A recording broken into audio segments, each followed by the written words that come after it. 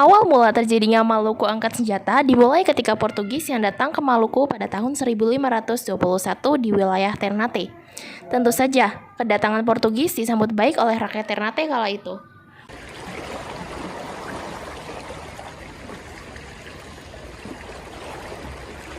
Bolehkah saya beraktivitas di sini?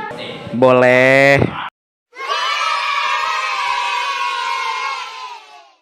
Berbeda dengan Portugis, armada dari Spanyol ini memasuki pelabuhan Tidore dan diterima oleh Sultan Al-Mansur dari kerajaan Tidore. Pertikaian Portugis dengan Tidore muncul ketika Antonio Capal de Brito mendengar bahwa ada dari Banda yang ingin membeli cengkeh. Ia merasa bahwa hal ini adalah persaingan dagang, sehingga ia dan orang-orang Portugis lainnya pun menghancurkan kapal tersebut.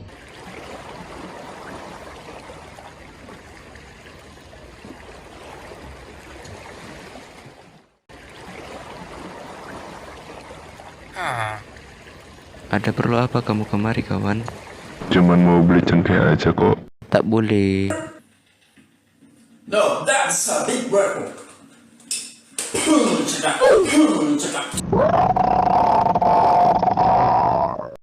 Karena tenggelamnya kapal di daerah dekat Tidore, maka orang Tidore membunuh 17 orang Portugis. Dari peristiwa inilah ada dua persekutuan yang berbeda, yaitu Portugis Ternate dan Spanyol Tidore.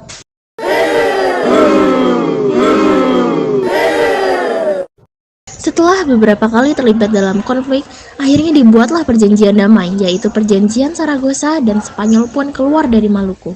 Portugis merasa bebas dan semakin ingin menguasai serta memonopoli perdagangan di Maluku.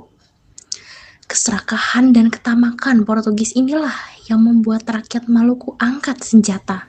Capek hidup kayak gini asli. Mau gimana, Shirley? Hei kawan-kawan, aku yakin kalian semua pasti sudah muak dengan perlakuan Portugis. Iya. Ayo, kita membuat gerakan pemberontakan terhadap Portugis. Tujuan Maluku melakukan perlawanan yaitu 1. Melepaskan rakyat Maluku dari tindakan kekejaman dan kesewenang-wenangan bangsa Eropa. 2. Membebaskan rakyat Maluku dari monopoli perdagangan yang tentu saja sangat merugikan. 3. Anggota dari penjajah seperti Portugis yang tidak mengenal nilai-nilai kemanusiaan. 4. Menyebutkan pemerintahan yang berdaulat dari dominasi penjajah. Perjalanan Maluku angkat senjata. Sultan Ghairon. Perlawanan pertama yang dilakukan oleh rakyat Maluku terhadap Portugis dipimpin oleh Sultan Hairun dari kerajaan Ternate. Sayangnya, gubernur Portugis yaitu Diogo Lopes de Mesquita justru menangkap dan menawan Sultan Hairun. Tindakan tersebut tentu saja membuat Maluku semakin geram dan marah, sehingga mereka, terutama rakyat Ternate, kembali menyerang dan membunuh para prajurit Portugis.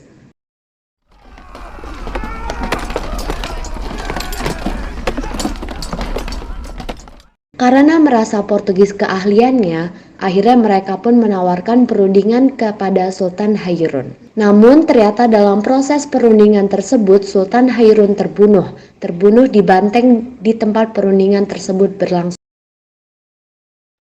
Sultan Babullah. Konflik antara Maluku dan Portugis pun semakin memanas, sehingga terjadi pertempuran hebat yang dipimpin oleh Sultan Babullah.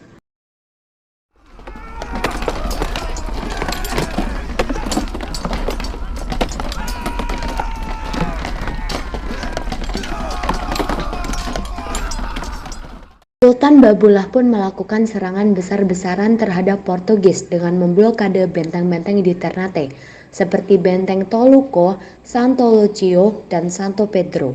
Seluruh benteng ini jatuh ke tangan Sultan Babullah dalam waktu singkat dan hanya menyisakan benteng Sao Paulo saja yang menjadi tempat tinggal de Mesquita. Pangeran Nuku. Rakyat Maluku memang awalnya bekerja sama dengan Belanda untuk mengusir Portugis dan Maluku. Namun, setelah Belanda mulai melakukan kongsi dagang dan monopoli perdagangan rempah-rempah, rakyat Maluku merasa sengsara dan tertekan oleh kedatangan mereka. Melihat hal ini, kemudian Maluku memutuskan untuk mengangkat senjata melawan VOC di bawah kepemimpinan Kapten Kakiali 1635 dan Sultan Jamaluddin abad ke-17. Namun sayangnya kedua era ini Maluku mengalami kekalahan.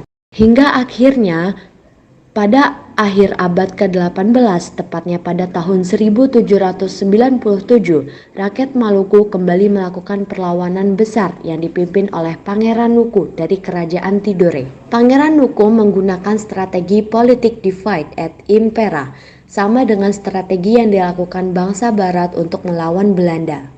Caranya adalah dengan menghasut orang Inggris untuk mengusir VOC dari Maluku. Alhasil, Pangeran Nuku berhasil merebut kembali wilayah Tidore dari tangan VOC dan juga mengusir bangsa Inggris untuk keluar dari Maluku. Akan tetapi, upaya ini hanya bertahan sampai Pangeran Nuku meninggal dunia pada tahun 1805.